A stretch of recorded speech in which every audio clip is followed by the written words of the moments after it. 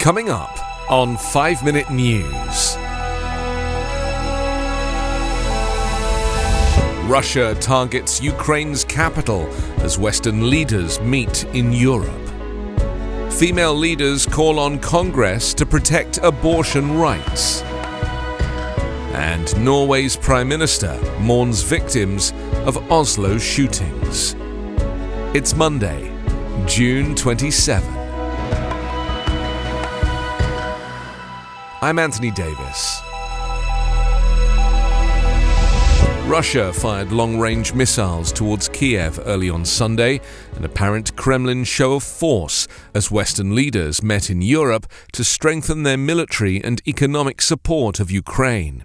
Kiev Mayor Vitaly Klitschko said the missiles hit at least 2 residential buildings, and President Volodymyr Zelensky said a 37-year-old man was killed and his 7-year-old daughter and wife injured. US President Joe Biden called the attacks barbarism after he arrived in Germany for the Group of 7 summit. Ukrainian Air Force spokesman Yuri Ignat said the first air-launched weapons successfully to target the Ukrainian capital since June 5th were Kh-101 cruise missiles fired from warplanes over the Caspian Sea, more than 900 miles away. Kiev's mayor told journalists he thought the airstrikes were maybe a symbolic attack ahead of the NATO summit in Madrid. A former commander of US forces in Europe said the strikes also were a signal to the leaders of G7 nations meeting on Sunday in Germany. Russia is saying, "We can do this all day long. You guys are powerless to stop us," retired Lieutenant General Ben Hodges, the former commanding general of US Army forces in Europe, said. The Russians are humiliating the leaders of the West. The G7 leaders were set to announce the latest in a long series of international economic steps to pressure and isolate Russia over its war in Ukraine, new bans on imports of Russian gold.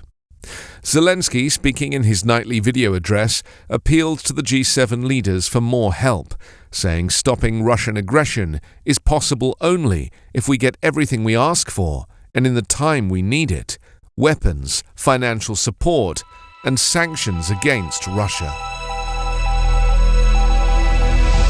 Leading Democratic women called on President Joe Biden and Congress on Sunday to protect abortion rights nationwide after the U.S. Supreme Court overturned Roe v. Wade in a ruling that has heightened political tensions between the federal government and states. 2 Democratic representatives, Senator Elizabeth Warren and Representative Alexandria Ocasio-Cortez, urged Biden to use federal land as a safe haven for abortion in states that ban or severely restrict the practice after the High Court on Friday overturned the landmark 1973 ruling that had recognized women's constitutional right to abortion. Forcing women to carry pregnancies against their will kill them, Ocasio-Cortez said.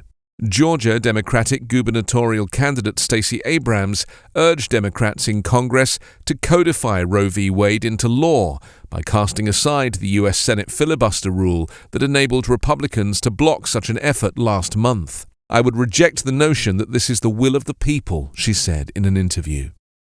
Democrats also urged Biden to defend women's access to a pill used for medical abortion against state efforts to ban its availability, a major new legal fight that his administration indicated it would take on. Republican South Dakota Governor Kristi Noem said her state, one of 13 conservative states with trigger abortion bans now in effect or soon to activate, will stick to its prohibition on mailed abortion pills. Michigan Governor Gretchen Whitmer, a Democrat who has filed a lawsuit to stop a severe 1931 state abortion ban from being enforced after the fall of Roe v. Wade, called on the Biden administration to take every possible step to preserve reproductive rights. The deadly rampage by a gunman at a gay bar and another venue in central Oslo on Saturday will not put an end to the fight for the rights of all individuals to live a free and safe life, the Norwegian Prime Minister said on Sunday. Police on Sunday also questioned the suspect, a 42-year-old Norwegian citizen of Iranian origin, the second time they did so since his arrest. The man, whom police have described as a radicalized Islamist with a history of mental illness, is accused of killing 2 and injuring 21 early on Saturday, when Oslo was due to hold its Pride Parade. Speaking at a special service held at Oslo's cathedral, the Premier, dressed in black, talked about the thousands of people that spontaneously demonstrated on Saturday in the streets of Oslo, waving rainbow flags and laying flowers at the crime scene to honour the victims. Authorities have said they've been aware of the suspect since 2015 and that he had been part of a network of Islamist extremists in Norway. The suspect is accused of murder, attempted murder and terrorism. He'll be subjected to a psychiatric evaluation in the coming days as part of the investigation. You can subscribe to 5 Minute News on YouTube with your preferred podcast app. Ask your smart speaker or enable 5 Minute News as your Amazon Alexa flash briefing skill.